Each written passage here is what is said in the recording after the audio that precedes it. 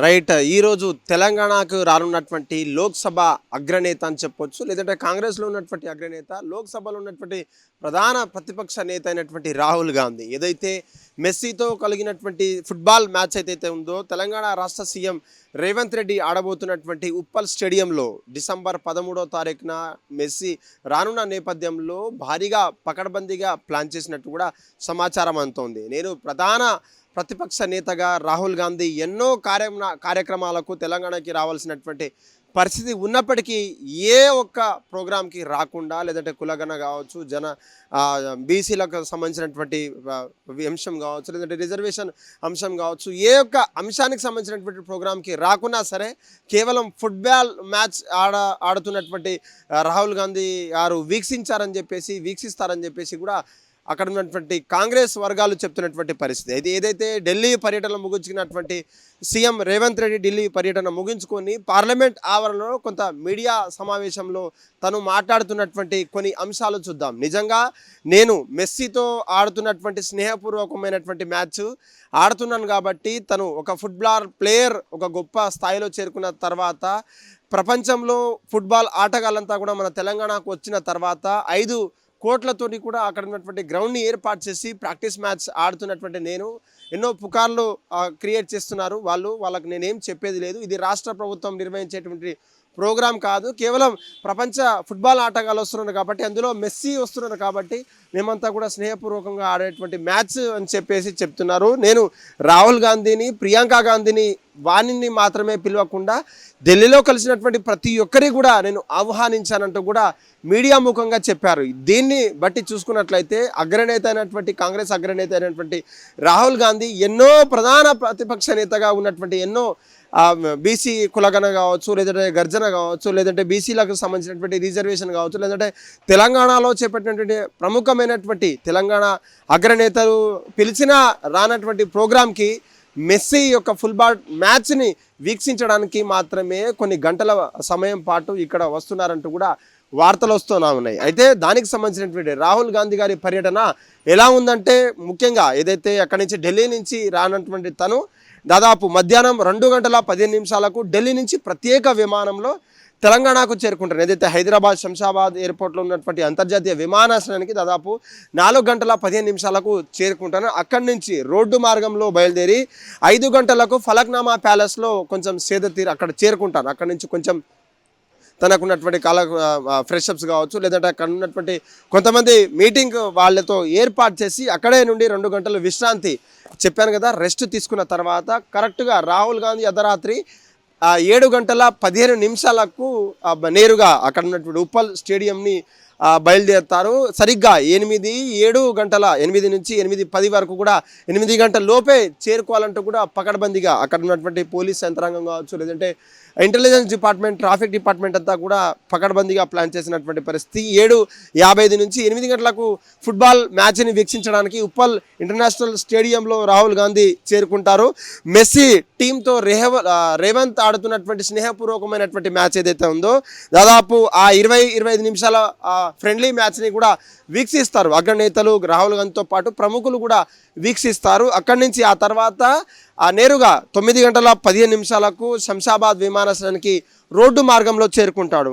అక్కడి నుంచి 10:35 air India విమానంలో నేరుగా ఢిల్లీకి చేరుకుంటారని చెప్పేసి కూడా కాంగ్రెస్ వర్గాలు చెప్తున్నాయి. ఇది రాహుల్ గాంధీ గారి స్కెడ్యూల్ కావచ్చు, లేదంటే ప్రియాంక గాంధీ గారు కూడా ఆహ్వానం మేరకు వస్తారా, లేదంటే రారా అనేది కూడా సస్పెన్స్గా మారిందని చెప్పవచ్చు. ఎందుకంటే రాహుల్ గాంధీ గారు వస్తే ఉన్నటువంటి ఇమేజ్ మాత్రం అలా మామూలుగా ఉండదు. ఎందుకంటే లోక్సభలో తనకు ప్రశ్నించేటువంటి ప్రశ్నలు కావచ్చు, లేదంటే బీసీల పట్ల కావచ్చు, తెలంగాణలోని పలు అంశాలు చర్చించేటువంటి బీసీలకు సంబంధించినటువంటి కులగణన చేయాలని చెప్పేసి ప్రధాన ప్రతిపక్ష నేతగా పోరాడుతున్నటువంటి తనను ఎక్కడ కూడా అటు జంతర్ మంతర్లో నిర్వహించినటువంటి బీసీలకు సంబంధించినటువంటి అంటే ఏ మీటింగ్లో కూడా తను రాకపోయినా ఒక్క మెస్సీతో ఆడుతున్నటువంటి రాహుల్ గాంధీ ఇమేజ్ని పెంచడానికా, లేదంటే తెలంగాణ బ్రాండ్ పెంచడానికి వస్తున్నారా, లేదంటే తన ఇమేజ్ని చూసుకోవడానికి వస్తున్నారా అనేది కూడా క్వశ్చన్ మార్క్గా ఉందని చెప్పొచ్చు. ఎందుకంటే రాహుల్ గాంధీ గారు తెలంగాణకు సంబంధించినటువంటి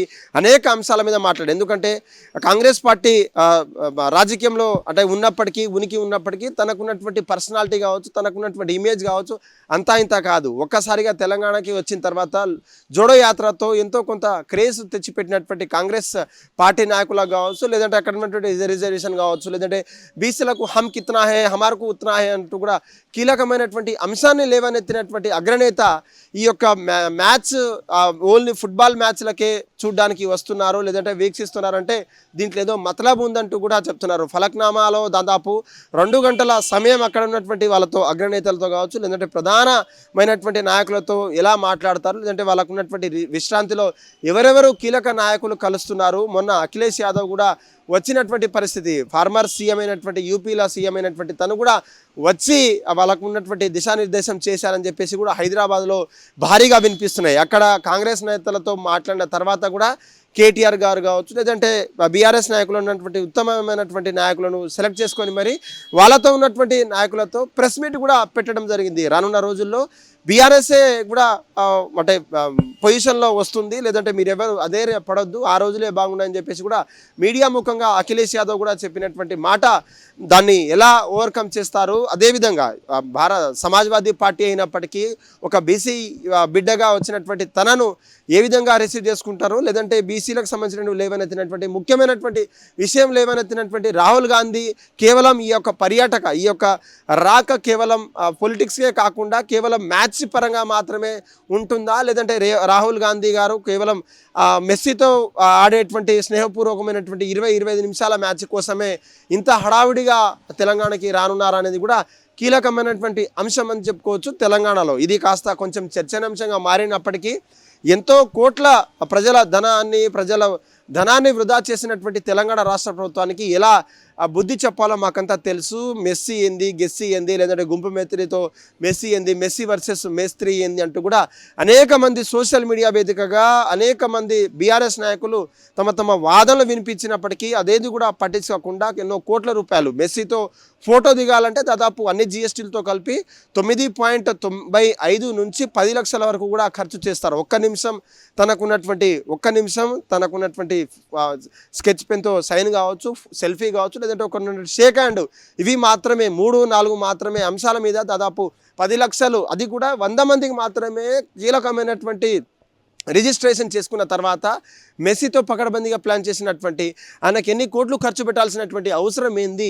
మన తెలంగాణకు ఫీ రింబర్స్మెంట్ రాక, లేదంటే ఆ అంగన్వాడీలలో సరిగైనటువంటి ఫుడ్ లేక, లేదంటే జీతభత్యాలు లేక, కాంట్రాక్ట్ అవుట్సోర్సింగ్ వాళ్ళకు జీతభత్యాలు లేక వాళ్ళు తల్లాడుతుంటే, విద్యార్థులు స్కాలర్షిప్ కావచ్చు, ఆర్టీఎఫ్లు మెస్ ఫీజులు రాక వాళ్ళు తల్లాడుతుంటే, మీకు మాత్రం విలాసవంతమైనటువంటి మ్యాచ్లు కావచ్చు, లేదంటే మీకోసం ప్రాక్టీస్ కోసం 5 కోట్లతోటి నిర్మించుకున్నటువంటి మ్యాచ్ ఆడేటువంటి ప్రాక్టీస్ మ్యాచ్ కోసం ఆడేటువంటి ఇటువంటి ఎందుకు అవసరం అంటూ కూడా ప్రధాన ప్రతిపక్షమైనటువంటి బీఆర్ఎస్ కావచ్చు, లేదంటే బీజేపీ నాయకులు కూడా అక్కడక్కడ ప్రశ్నిస్తున్నటువంటి పరిస్థితి. వాళ్ళందరికీ చెక్ పెట్టేందుకు మెస్సీతో ఆడుతున్నటువంటి సీఎం రేవంత్ రెడ్డి స్థానంలో ఆడుతున్నటువంటి R9 జెర్సీతో ఆడుతున్నటువంటి సినిమాను కావచ్చు, లేదంటే పూర్తిగా పకడ్బందీ సినిమాను మనం తెలంగాణ రాష్ట్రం అంతా కూడా చూసేందుకు, వీక్షించేందుకు అంతా ఫుల్ ప్లానింగ్గా చేసినటువంటి పరిస్థితి తెలంగాణ రాష్ట్రంలో కలుస్తోంది. హిట్ టీవీ యాప్, ఇందులో short news, live news, entertainment shows, movies, digital magazines తో పాటు మీ జిల్లా వార్తలను కూడా ఫ్రీగా చూడొచ్చు.